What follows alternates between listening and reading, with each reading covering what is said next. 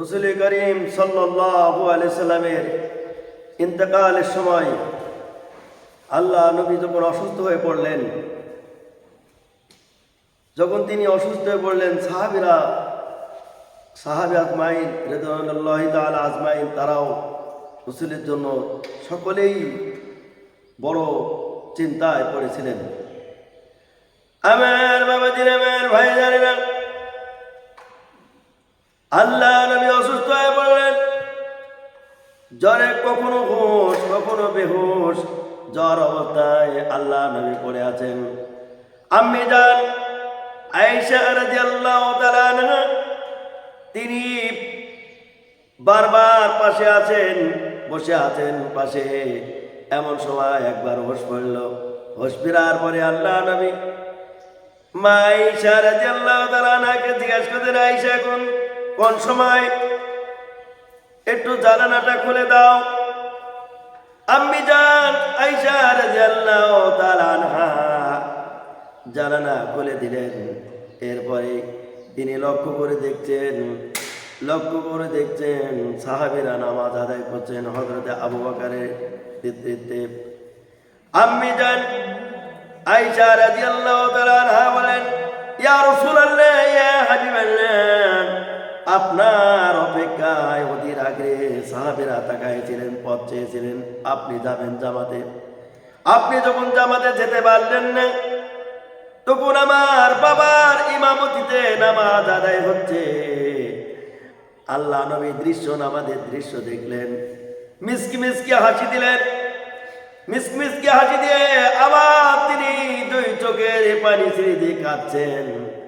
আম্মি জান আয়েশা রাদিয়াল্লাহু তাআলা আনহা জিজ্ঞেস করলেন, ইয়া রাসূলুল্লাহ, ইয়া হাবিবাল্লাহ, আপনি মিসকি মিসকি হাসলেন আবার কাঁদলেন, কারণ কি? আল্লাহ নবী বললেন, আম্মি জান আয়েশা রাদিয়াল্লাহু তাআলা আনহাকে আল্লাহ নবী বললেন, আয়েশা, এটা আমার দুঃখের কান্না নয়, এটা হলো তৃপ্তির কান্না। আমি এই নামাজের জন্য কত চেষ্টা করেছি, ইসলামকে প্রতিষ্ঠিত করার জন্য কত চেষ্টা করেছি। আমার শরীর থেকে রক্ত ঝরেছে, আমার দাঁত ভেঙেছে। আজকে সেই নামাজ আজকে পড়ছে আমি, এই জন্য আমি কাঁদতেছি। তৃপ্তির কান্না, এটা আমার কোনো দুঃখের কান্না নয়, এটা হলো আমার তৃপ্তির কান্না। আমি রসুল চলে যাব, কিন্তু এই নামাজ প্রতিষ্ঠিত থাকবে। আম্মি জান আয়েশা রাদিয়াল্লাহু তাআলা আনহা বলে, ইয়া রাসূলুল্লাহ, ইয়া হাবিবাল্লাহ, আপনি মিসকি মিসকি হাসি দিলেন, কারণ কি? আল্লাহ নবী আম্মি জান আয়েশা রাদিয়াল্লাহু তাআলা আনহাকে বললেন, ও আয়েশা, আমি এই জন্য হাসলাম, মিসকি মিসকি হাসি দিলাম এই জন্য, আমার সাহাবীরা আজকে এই নামাজের জন্য তারা আপ্রাণ চেষ্টা করেছিল। আজকে এই নামাজ চালু থাকবে, একদিন সাহাবীরা নামাজ আদায় করবে, এই জন্য আমি একটু মিসকি মিসকি হাসি দিলাম। আল্লাহ নবী কখনো হুঁশ কখনো বেহুশ হয়ে যাচ্ছেন। এই অবস্থায় আল্লাহ নবী এক পর্যায়ে আম্মি জান ফাতিমা রাদিয়াল্লাহু তাআলা আনহাকে বলেন, ও মা ফাতিমা, ভালো করে দেখো তো দরজার সামনে কে দাঁড়ায় আছে, কে ডাকতেছে দেখো। হযরতে ফাতিমা রাদিয়াল্লাহু তাআলা আনহা দরজার শিওরে গেলেন। দরজার শিওরে যাওয়ার পরে এবার তিনি দৃশ্য দেখে দরজা বন্ধ করে দিয়েছেন। দরজা বন্ধ করে দেওয়ার পরে আম্মি জান ফাতিমা রাদিয়াল্লাহু তাআলা আনহা তিনি আল্লাহ নবীকে বলছেন, বাবা গো, এটাকে এমন একজন মানুষ তোমার দরজায় এসেছে যার পা দুটা জমিনে, মাথা আকাশে, এত বড় মানুষ আর আমি দেখি নাই। বাবা এনাকে তো আমি চিনি না। আল্লাহ নবী বললেন, ও মা ফাতিমা, ইনি হলো সেই ব্যক্তি, এনাকে চেনো না? ইনি হলো সেই ব্যক্তি, মার কোলে একটি শিশু সন্তান যখন দুধ পান করে, এই অবস্থায় ওই শিশুকে কোল থেকে ঝটকা মেরে মাকে কেড়ে নেয়।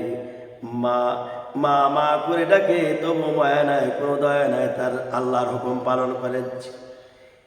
ইনি হলো সেই ব্যক্তি যিনি হলো মায়ের কোলে শিশু সন্তান থাকে, কোল থেকে সন্তান কেড়ে নেয়, মা কান্দে, সন্তানের জন্য কাঁদতে থাকে, তারপরেও কোনো মায়া হয় না। ও মা ফাতিমা, কিছুক্ষণ পরই তোমার বাবাকে এতিম, তোমাকে তোমার বাবাকে নিয়ে যাবে, আর তুমি এতিম হয়ে যাবে, কিছুক্ষণ পরে তুমি এতিম হয়ে যাবে। এই কথা যখন বর্ণনা দিলেন, খাতুনে জান্নাত ফাতিমা রাদিয়াল্লাহু তাআলা আনহা এই কথা শোনার সঙ্গে সঙ্গে কাঁদতে কাঁদতে বেহুশ হয়ে গেলেন। বেহুশ হয়ে যাওয়ার পরে আল্লাহ নবী মা ফাতেমাকে ডাক দিলেন আর তাকে সান্ত্বনা দিলেন, মা গো তুমি কেঁদো না, কাঁদতে হবে না গো মা, আমি তোমার একটা সুসংবাদ দিচ্ছি, আমার ইন্তেকালের পরে কেউ এই মদিনার ভিতরে কারোর মৃত্যু হবে না, সর্বপ্রথম তোমার সাথে দেখা হবে গো মা, তুমি কেঁদো না। সর্বপ্রথম আমার ইন্তেকালের পরে এই মদিনা মক্কার ভিতরে কোনো মানুষ আর মারা যাবে না, সর্বপ্রথম তোমার সাথে আমার সাক্ষাৎ হবে গো মা। হযরতে খাতুনে জান্নাত ফাতিমা রাদিয়াল্লাহু তাআলা আনহা তিনি সঙ্গে সঙ্গে কান্না বন্ধ করে দিলেন, কান্না বন্ধ হয়ে গেল। এরপরে হযরতে ফাতিমা রাদিয়াল্লাহু তাআলা আনহা কান্না বন্ধ করে দিয়েছেন। কিছুক্ষণ পরে হযরতে জিবরাইল আলাইহিস সালাতু ওয়াস সালাম আল্লাহ নবীর সামনে আসলেন। আল্লাহ নবীর সামনে এসে বলেন, ইয়া রাসূলুল্লাহ, ইয়া হাবিবাল্লাহ, আপনার সামনে আজকে আমি একজন নতুন ফেরেশতা নিয়ে এসেছি, যে ফেরেশতা কারোর কাছে অনুমতি চাওয়া লাগে না, কারোর কাছে তিনি অনুমতি নেন না, কিন্তু আপনার কাছে প্রবেশ করার জন্য অনুমতি চাচ্ছে। আপনি যদি অনুমতি দেন তাহলে আপনার কাছে প্রবেশ করবে, আর যদি আপনি অনুমতি না দেন তাহলে এখান থেকে বেরিয়ে যাবে।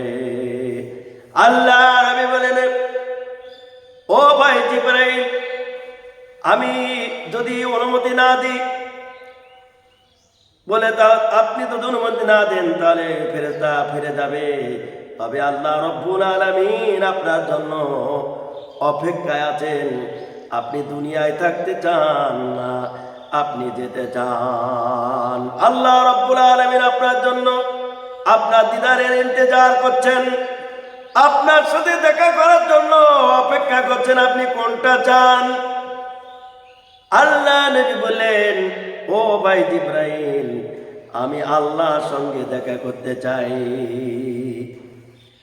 সঙ্গে সঙ্গে এই কথা বলার সঙ্গে সঙ্গে এবার মালাকুল মউত আজরাইল আলাইহিস সালামকে অনুমতি দেবেন। তার আগে বলতে, ও ভাই জিবরাইল, আমি তো আল্লাহর সঙ্গে সাক্ষাৎ করব, তাহলে আমার উম্মতের কি উপায় হবে, আমার উম্মতের সুসংবাদ কি জানায় দাও। হযরত জিবরাইল আমিন বললেন, ইয়া রাসূলুল্লাহ, ইয়া হাবিবাল্লাহ, আপনার উম্মতের সুসংবাদ হলো আপনার উম্মত 5 ওয়াক্ত নামাজ আদায় করবে, আর এই 5 ওয়াক্ত নামাজের মাধ্যমে আল্লাহ রাব্বুল আলামিন স্বয়ং আপনার উম্মতের সঙ্গে দেখা করবেন। সুবহানাল্লাহ। এই কথা বললেন আর বললেন, মালাকুল মউত আজরাইল আলাইহিস সালাম বললেন, ইয়া রাসূলুল্লাহ, ইয়া হাবিবাল্লাহ, আপনার উম্মতের কোনো চিন্তা করা লাগবে না, 5 ওয়াক্ত নামাজে 5 বার আয়াতুল কুরসি পাঠ করবে। আল্লাহু লা ইলাহা ইল্লা হুয়াল হাইয়ুল কাইয়্যুম। আয়াতুল কুরসি যখন পাঠ করবে, আল্লাহ রাব্বুল আলামিন তাকে এমন ভাবে ইহসানের সঙ্গে মালাকুল মউত দিয়ে জান কবজ করবেন। মালাকুল মউত বলছে, ইয়া রাসূলুল্লাহ, ইয়া হাবিবাল্লাহ, এমন ভাবে তার রূহটা কবজ করে নেব, শিশু সন্তান যারা মার করে দুধ পান করতে করতে ঘুমায় যায়, এর থেকে অধিক আরামে আল্লাহর বান্দা ঘুমায় যাবে। এই কথা যখন বললেন, বলার সঙ্গে সঙ্গে মালাকুল মউত কেমন অনুমতি দিয়েছেন, তুমি প্রবেশ করো, আমার কাছে আসো। এবার যখন যান কবজ করার জন্য উপস্থিত হয়েছেন, এমন সময় বলছে আয়েশা রে, ও আয়েশা, তোমার কাছে কিছু স্বর্ণের টুকরা রাখা আছে, ওগুলি কোথায়? আম্মি জান আয়েশা বলছেন, ইয়া রাসূলুল্লাহ, ইয়া হাবিবাল্লাহ, আমি যত্ন সহকারে ওগুলি রেখে দিয়েছি। বলে না, এই মুহূর্তে আমি রাসূল দুনিয়ায় জীবিত থাকা অবস্থায় আমার নির্দেশ হলো এখনই তুমি দান করে দাও, কেননা আমি আল্লাহ রাব্বুল আলামিনের কাছে খালি হাতে যেতে চাই, যেন আল্লাহ আমাকে জিজ্ঞেস না করতে পারে, বন্ধু তুমি তোমার স্ত্রীর ঘরে স্বর্ণ রেখে এসেছো, এই কথা না বলতে পারে। আমি সব কিছু রেখে খালি হাতে মাবুদের দরবারে হাজির হতে চাই। সুবহানাল্লাহ। আমার বাবাজিরা, আমার ভাইজানেরা, আল্লাহ নবী যখন মালাকুল মউতকে অনুমতি দিয়েছেন জান কবজ করার জন্য, রূহটা নেওয়ার জন্য, এবার শুধুমাত্র ডান হাতখানা রেখেছিল। রাখার পরে এবার মালাকুল মউত যখন তার রূহটা নিচ্ছেন, আল্লাহ নবী বলছেন, ভাই আজরাইল, তুমি কিভাবে রূহ কবজ করতে? আমার মনে হয় কেমন কষ্ট, এত যন্ত্রণা, মৃত্যু যন্ত্রণা আমার জানা ছিল না। বলে, ইয়া রাসূলুল্লাহ, ইয়া হাবিবাল্লাহ, আপনি আপনার পরে তেমন কোনো কষ্ট দিই নাই, শুধুমাত্র আমার ডান হাতখানা আপনার পরে রেখেছি। আল্লাহ নবী বললেন, ও আজরাইল রে, তুমি ডান হাত আমার পরে রেখেছো, আমার মনে হয় তাম পৃথিবী আমার বুকের পরে চড়াই দিয়েছ। মৃত্যু ব্যক্তির এমন অবস্থা হবে, পুরো ব্যক্তি যদি মৃত্যু হয়, ওই সময় যদি 7 তবক আসমানের পানি যদি খাওয়ি দেওয়া হয়, আল্লাহর বান্দার পানি পেশা মেটবে না, শুধু হা করে থাকবে, বলে পানি দাও, পানি দাও করে চিৎকার করবে। ওই চিৎকার যদি পৃথিবীর কোনো মানুষ শুনত, তাহলে কোনোদিন মৃত ব্যক্তির পাশে থাকতে পারত না। আল্লাহ যখন তিনি এই কথা বললেন, আজরাইল বলল, আমি শুধুমাত্র আপনার পরে হাত রেখেছি। এরপরে আল্লাহ নবী বললেন, ও ভাই আজরাইল, যত কষ্ট তুমি আমার পরে দাও তাতে কোনো সমস্যা নাই, আমার এতিম অসহায় উম্মতের যেন কষ্ট না দেয়া হয়। আজরাইল আসসালাম তখনই বলেছিলেন, ইয়া রাসূলুল্লাহ, ইয়া হাবিবাল্লাহ, আপনার উম্মতের কোনো কষ্ট হবে না। 5 ওয়াক্ত নামাজে 5 বার আয়াতুল কুরসি পাঠ করবে, আর 5 বার আয়াতুল কুরসি পাঠ করে যদি সে আমল করে, এমন ভাবে জান কবজ করব, শিশু সন্তান যেরকম মার করে দুধ পান করতে করতে ঘুমায় যায়, প্রত্যেকে আরামে আল্লাহর বান্দা ঘুমায় যাবে। এই কথা বলেন। এরবার আল্লাহ নবী শেষ কথা বলেন, আসসালাত আসসালাত ওমা মালাকাত আইমানিহিম, আসসালাত আসসালাত ওমা মালাকাত আইমানিহিম। উম্মতি মুহাম্মাদিনা, নামাজ ছেড়ো না, নামাজ ছেড়ো না। শেষবারের মতো আল্লাহ নবী কলমা পড়ে দুনিয়া থেকে বিদায় নিলেন, লা ইলাহা ইল্লাল্লাহ।